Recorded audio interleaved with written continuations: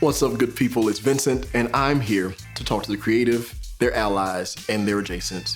And I hope something I say in the next few moments will help you understand yourself better as a creative, or just feel like someone sees you. I do. And if you're not a creative, hopefully something I say will help you learn how to deal with the creative, whether that's in hiring and managing them or in loving them and living with them. Some people think that our lives can be in order and work in ones and zeros and straight arrows, but it's a series of wiggly wags and ziggly zags that sometimes even we don't understand. So I'm here to demystify the creative. Before I jump into my topic today about the value of vision, I want to talk to you for a bit and just say thank you for tuning in week after week. It's been a fun ride so far. I'm enjoying the comments. I'm enjoying the feedback. Make sure you leave them publicly. You don't have to text them to me privately, though I appreciate that as well. It encourages me. But the YouTube algorithmic gods need to know that I exist and that I'm out here putting out valuable content so that I can pop up on that search area so that my voice can reach more people that just need a shoulder to lean on and someone that sees them. Follow, like, subscribe, share, all that jazz. I appreciate that. But also, I've got a special gift for you that we are cooking up with a bunch of people on my team and across the city that will be dropping in the next few days. My advice to you is that you follow me on Instagram and turn on the post notifications. It's about to be a fun ride, and I'll have more about that in the coming weeks on this part of the channel as well. Let's dive in. Let's talk about vision. I've been in a series of conversations over the last few days about vision, validation, and being appreciated and being seen. I was on the phone this morning for over an hour with my friend Monica. I was talking last week to my friend Ryan for over an hour. I was talking earlier this week to my boy Sean for over an hour. And then last night, my wife, my good friend Kels and his dear wife Hallie, they're with us. They're both my good friends, but they're married too. So they're separate but equal. We've just been talking about vision, being seen, being validated. Excuse that monitor back there. That mug is getting replaced. Let's talk for a moment. If it gets annoying, I'll stand up and cut it off and cut it. But I'm ready to jump in. I've worked at a bunch of different organizations, and I've also worked as a freelancer. And an issue I've run into time to time is that I've never gotten from a person or people I'm connecting with what I'm looking for. For a long time, I've been looking for someone to validate me and my gift, my talent, my skill.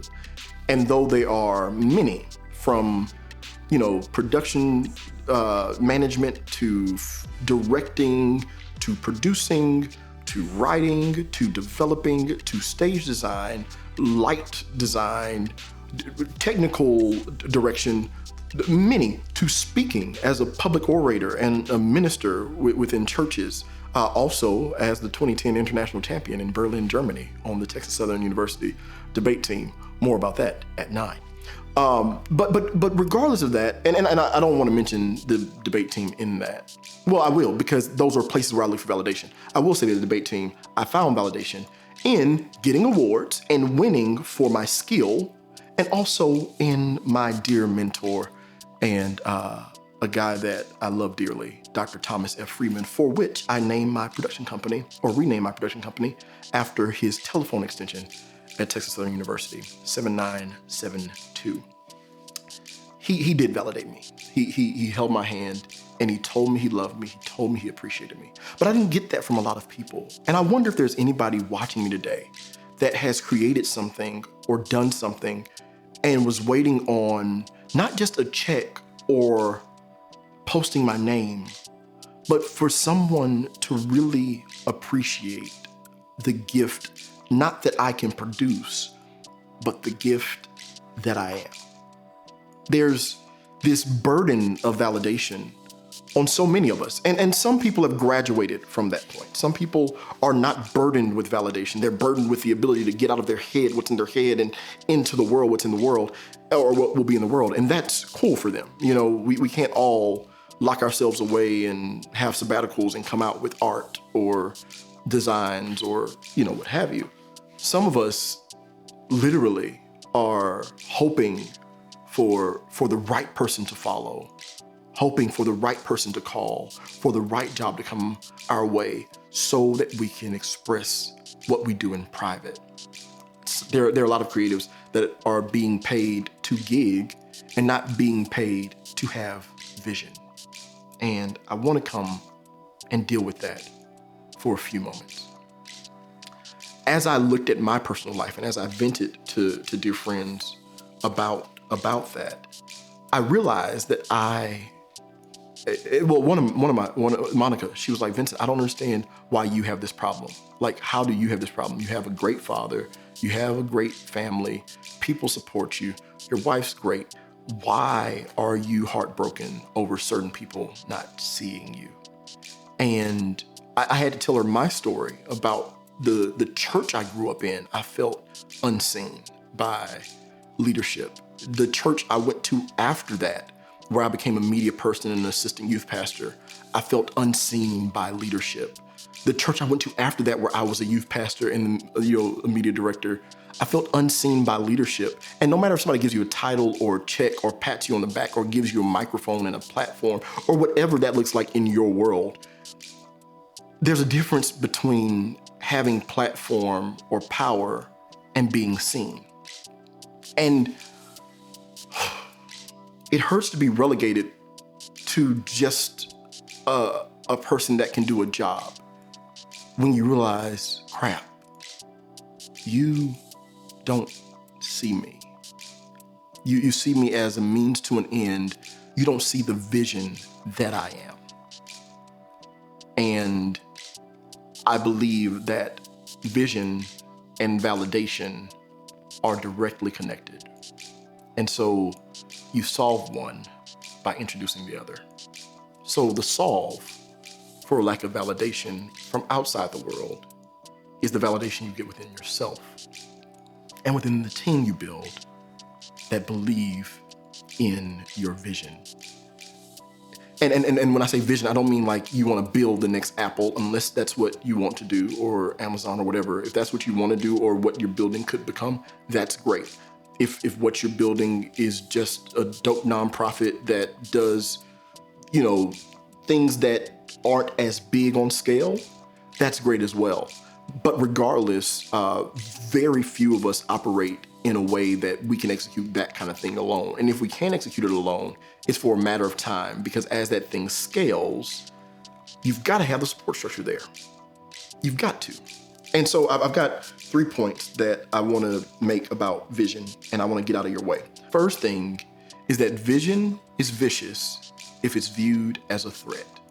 Be careful where you express your vision. If your vision is expressed within a bigger medium or a bigger constitute or a bigger bubble, make sure either the vision that you have outside of that lines up with that, or that those people that you're serving or working with see the vision you have, or would see the vision you have as something that would not only help them, but also help you.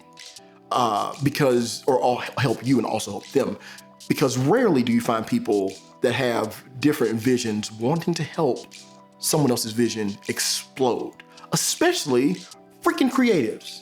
Because you think, oh, you do graphic design, make my logo. Oh, you do music, play under me. Oh, you do video, make my music video. And it's never like, oh, Vincent, you do video. How can we better support you? Who can I call to throw money at you to make what you want to make? It's never that, because that would mean you get to take a break from their vision and they believe that you're only good enough to serve their vision. If I'm talking to you, type something. I'd say type amen in the comments, but type whatever the heck you want to type down there, whether it's hammers or fire or wads of cash. Drop emojis and let me know I'm in good company, because I've been there. And I've realized that my vision was treated as vicious because I was deemed a threat. Now, just because your vision is deemed a threat doesn't mean that your vision is without hope. It means that you have to figure out a way to grow your vision outside that bubble. Vision, point number 2, vision is valuable only if it can be relayed. Some of us have ideas for what we want to do in the next year, 5 years, 10 years, 20 years, or what we want to build or what we want to design or put into the earth. That works in your head, but until you can pick up the phone or shoot out an email or shoot out a pitch deck and say, hey, here's what I'm seeing. I don't know how we'll get there. I need people and I need resources, but here's what I'm seeing. There's scripture that says, write the vision, make it plain, and then people can run with that. And that's true no matter what you believe in.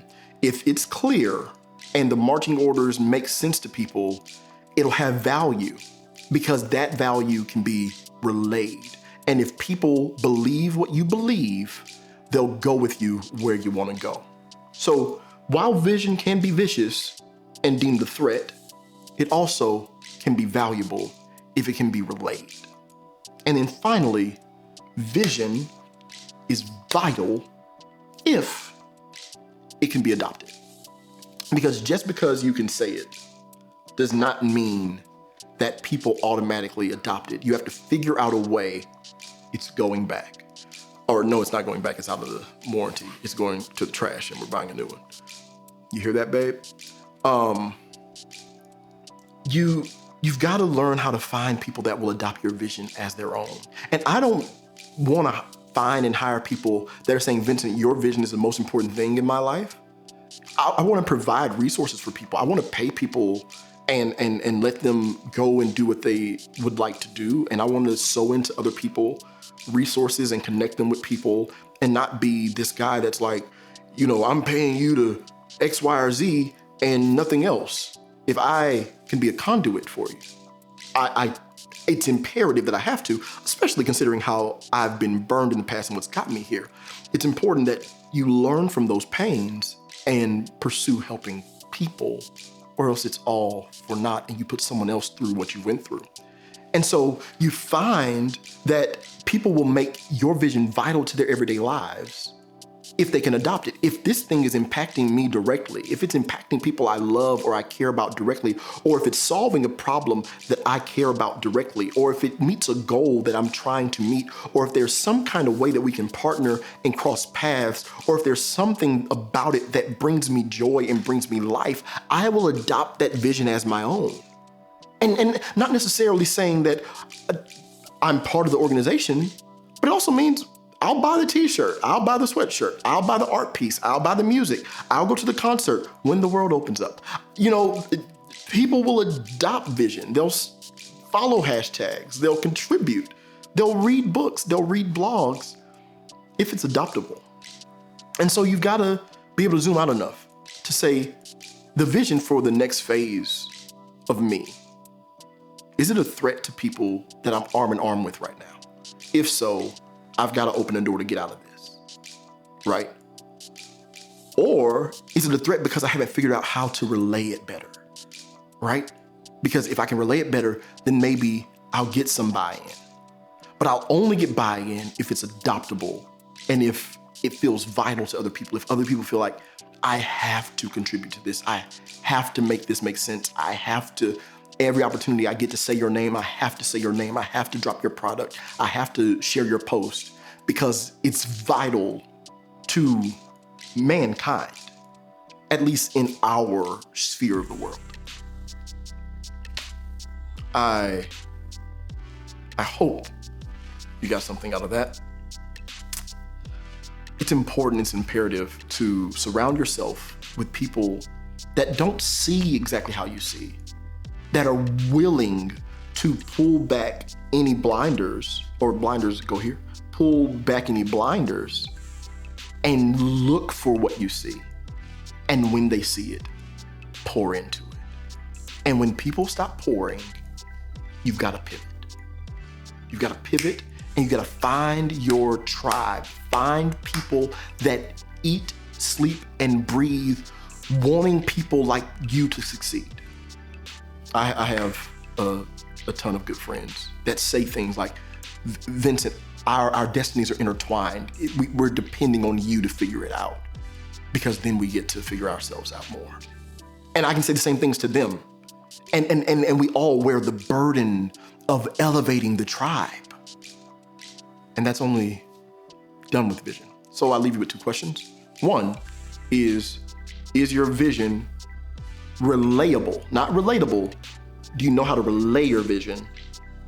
And then number 2 is what people are missing for you to go from having it to relaying it, and being able to figure out what you need to do from relaying it to executing it. I'm all done. I love you guys dearly. I hope you're doing well. Check out the Instagram. There's some good things coming in the next few days. And then possibly by the next time I see you. Also, like, share, subscribe, make a comment.